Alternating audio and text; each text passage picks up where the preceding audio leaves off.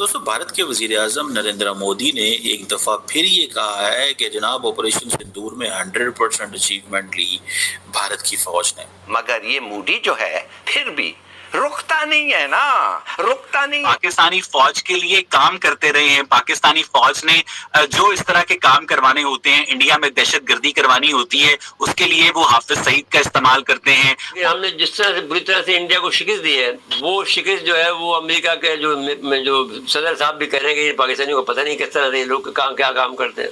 My God! Operation सिंदूर में भारत की सेना ने जो लक्ष्य निर्धारित किया था 100% अचीव किया। आतंकियों के आकाओं के घर में जाकर के 22 मिनट के भीतर ऑपरेशन सिंदूर के तहत उसको जमींदोज कर दिया गया।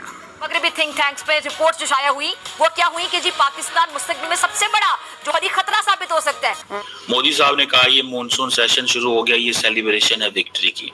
जो मसूद अजहर है उसकी इंटेलिजेंस आ रही है, वो चित्राल में है, जिसको उन्होंने अटैक करना था, जिसको एलिमिनेट करना था, जिसको वो मास्टरमाइंड कहते हैं। खुदा ना खास्ता अभी अमेरिकन स्टेट डिपार्टमेंट ने कहा है कि पहलगाम हमले के अंदर हाफिज सईद का रेजिस्टेंस फ्रंट मुलव्वस था। तो फिर आपकी सिपाही कामयाबी जो है, आप कम से कम उसको अपने मुंह पर मार लीजिए। आरजू काज़मी, ये मैं इन लोगों को कह रहा हूँ। कौमी सलामती का इस्तारा होते हैं, लेकिन जब एक मुसलमान रियासत अपने दिफा के लिए जोहरी ताकत हासिल करे तो उसे इस्लामी बम कहकर बदनाम किया जाता है।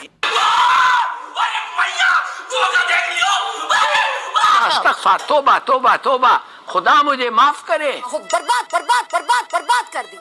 हिंद दोस्तों, आप सभी का स्वागत है आपके अपने YouTube चैनल पे स्पेशल न्यूज में। दोस्तों, जैसा कि आप लोगों ने वीडियो के हाईलाइट में देखा, प्रधानमंत्री नरेंद्र मोदी ने एक स्पीच पर कहा ऑपरेशन सिंदूर में सेना ने जो लक्ष्य रखा था तो उसको आतंकवादियों के घर में घुसकर उसे पूरा किया है। और दोस्तों, वहीं प्रधानमंत्री नरेंद्र मोदी ने ये भी कहा कि ऑपरेशन सिंदूर के बाद हमारे सांसदों ने पूरी दुनिया में जाकर आतंकवाद के आका पाकिस्तान को बेनकाब कर दिया है। और इसी वजह से दोस्तों, दुनिया ने भारत की बात को स्वीकार करने की दिशा में अपने मन के द्वार खोले। और दोस्तों, प्रधानमंत्री नरेंद्र मोदी ने यह भी कहा कामथारे की सराहना की जानी चाहिए, इसलिए क्योंकि भारत आज दुनिया की तीसरी सबसे बड़ी अर्थव्यवस्था बन गई है। और दोस्तों, वहीं प्रधानमंत्री नरेंद्र मोदी के इस बयान को सुनकर पाकिस्तानी मीडिया हैरान और परेशान हो गया है, क्योंकि दोस्तों, प्रधानमंत्री नरेंद्र मोदी ने इस स्पीच में भी कह दिया है कि अगर पाकिस्तान आतंकवाद का समर्थन करता है तो उस पर भी कार्रवाई करने पर भारत पीछे नहीं हटेगा। ये सुनकर दोस्तों, अब पाकिस्तानी मीडिया और पाकिस्तानी सरकार गिड़गिड़ाने लगे हैं। तो दोस्तों, आप लोग पाकिस्तानी मीडिया का रिएक्शन अंत तक जरूर देखिएगा, इसमें पाकिस्तानी मीडिया का रिएक्शन क्या है। और दोस्तों, आप लोगों को वीडियो अच्छा लगे तो वीडियो को लाइक करें, शेयर करें और चैनल को सब्सक्राइब जरूर करें। दोस्तों, बेल आइकन को भी ऑन कर लेना, मैं जब भी अपना वीडियो अपलोड करूं तो वीडियो का नोटिफिकेशन सबसे पहले आप तक पहुंच सके। तो चलिए दोस्तों, प्रधानमंत्री नरेंद्र मोदी के इस बयान को लेकर पाकिस्तानी मीडिया क्या चर्चा कर रहा है, आप लोग वीडियो को अंत तक जरूर देखिएगा। तो दोस्तों, मैं आप लोगों को मिलता हूं एक नया वीडियो लेकर, जब तक के लिए जय हिंद, जय भारत।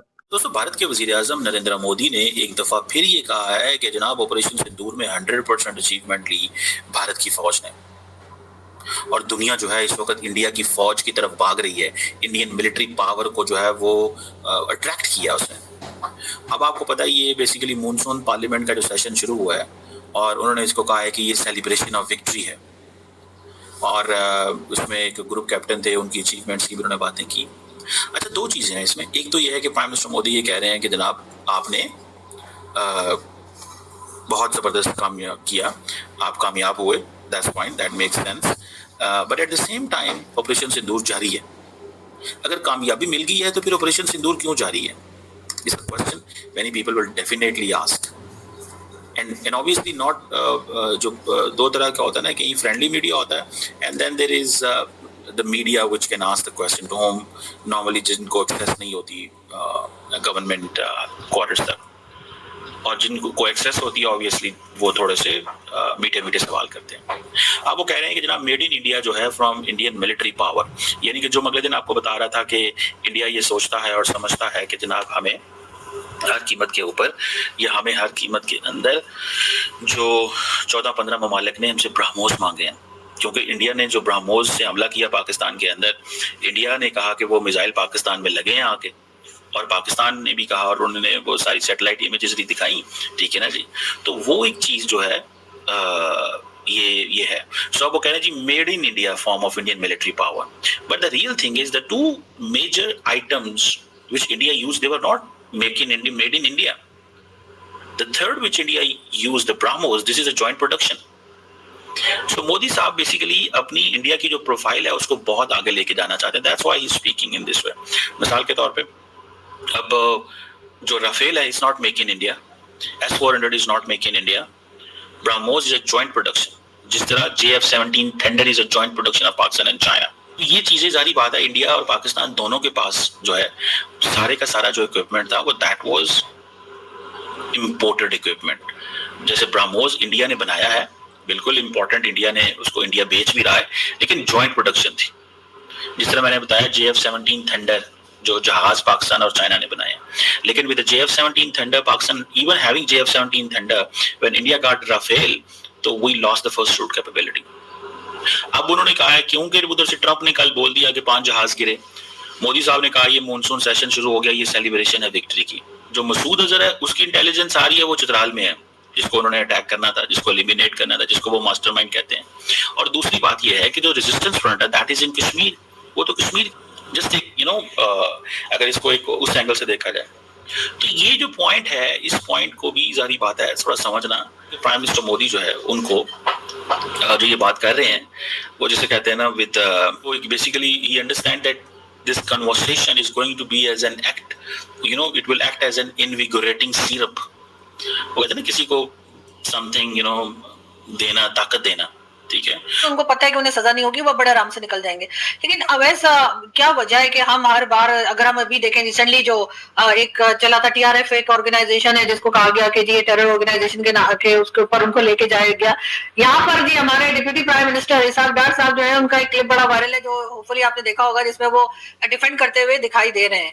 क्या आपको वजह लगती है कि हाफिज सईद, मसूद अजहर या TRF और इस तरह की जितनी ऑर्गेनाइजेशन है जिनको टेरर ऑर्गेनाइजेशन जो है UN ने तक डेजिग्नेटेड टेरर ऑर्गेनाइजेशन कहा है, उनको हम बचाते हुए क्यों दिखाई देते हैं? क्या वजह दिखती है? क्योंकि आप पाकिस्तानी फौज की प्रॉक्सीज है ना, ये पाकिस्तानी फौज के लिए काम करते रहे हैं. पाकिस्तानी फौज ने जो इस तरह के काम करवाने होते हैं, इंडिया में दहशतगर्दी करवानी होती है, उसके लिए वो हाफिज सईद का इस्तेमाल करते हैं, मौलाना मसूद अजहर का इस्तेमाल करते हैं. और अब हाफिज सईद की लश्कर तैयबा चूंकि बैन हो चुकी थी तो उन्होंने उसका एक नया विंग लॉन्च किया, द रेजिस्टेंस फ्रंट. आप इस बात के ऊपर गौर कीजिए कि पिछले दिनों बड़ी वाहवाह हुई कि जनाब पाकिस्तान के army chief general Asim Munir ने डोनाल्ड ट्रंप से मुलाकात की.